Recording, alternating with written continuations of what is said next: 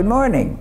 Welcome to Living Better with Chronic Illness with Dr. Larry Berkelhammer.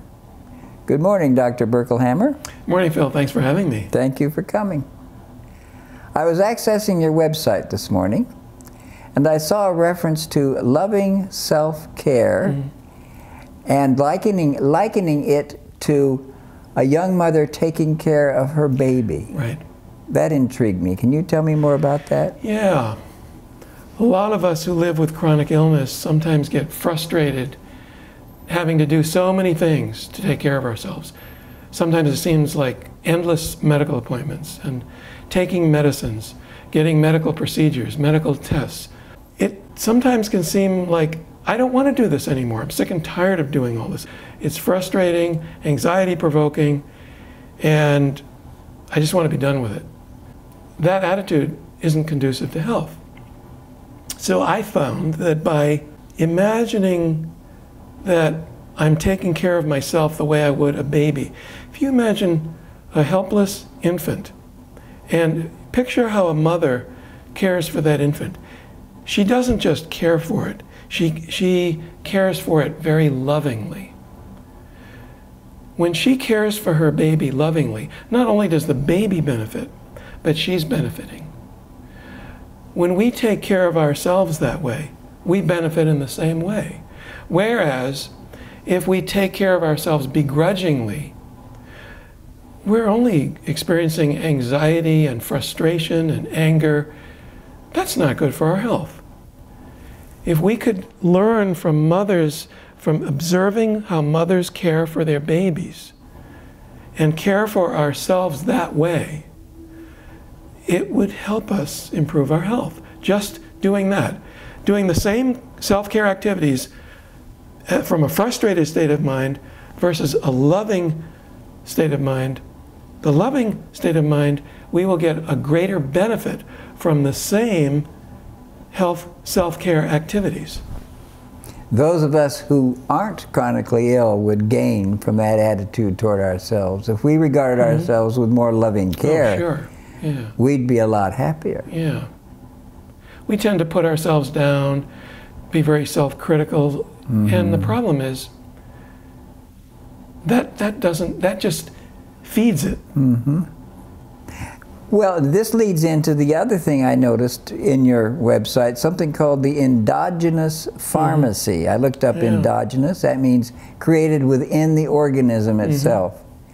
I think you mean the pharmacy inside myself? Yes, the endogenous pharmacy is sort of like the placebo effect. So when someone gets an effect from an inert pill, let's say someone is given a sugar pill, or some type of capsule or tablet that has no real drug in it, but the person believes it's a drug and gets the effect of the drug, that's a placebo. And that's the endogenous pharmacy too, because what happens is the brain prescribes that drug and the body makes that drug. The body makes the drug not only in the right dose, the right formula, and the right scheduling for that person, but with zero side effects. When we take drugs from the drugstore that are prescribed for us, there are usually side effects. Sometimes they're not severe, sometimes we don't get the side effects other people do. And the endogenous pharmacy is the pharmacy in the brain that produces the right drug in the right formula, the right timing, with zero side effects for each person.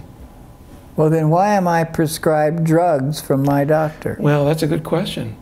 Of course, wouldn't it be a wonderful world if we didn't need to buy drugs? Pharmaceutical companies would be suffering, but the rest of us would be pretty happy. The problem is it's very hard to access the endogenous pharmacy. It's very hard to access it. It takes a lot of practice and a lot of mind training, a lot of training of the mind. How do I know when I'm accessing it? What's the feedback I get when it's working? So I'll give you an example.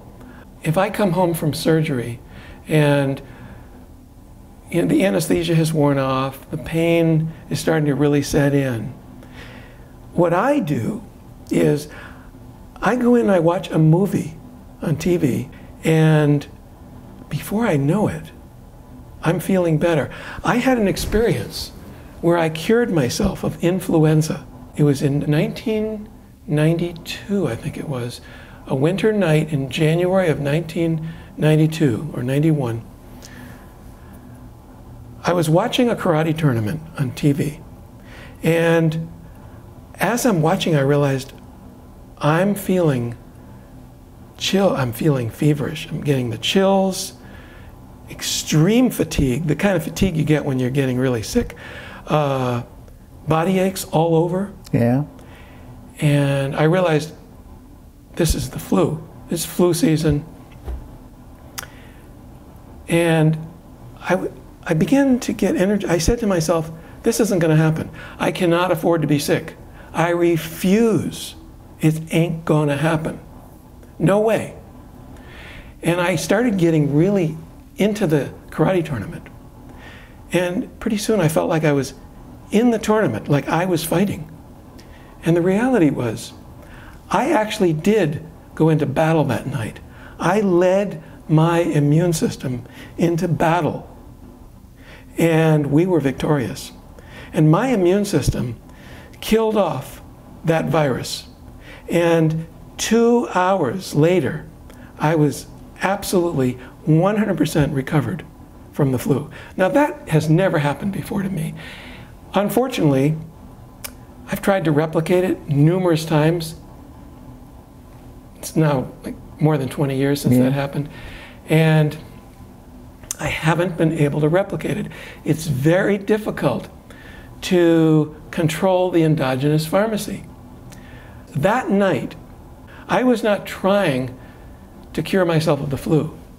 I was convinced. I was absolutely 100% convinced it's not going to happen. I'm not going to get sick. I've tried it many times since then. The problem is trying isn't powerful enough.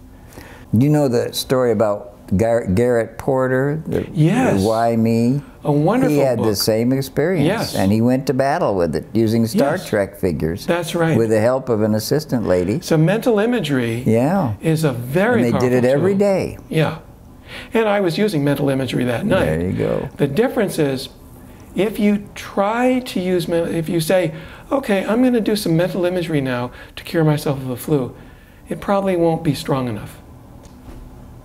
Thank you, sir. Thank you. And thank you for joining us, Dr. Larry Berkelhammer and Phil Sheridan.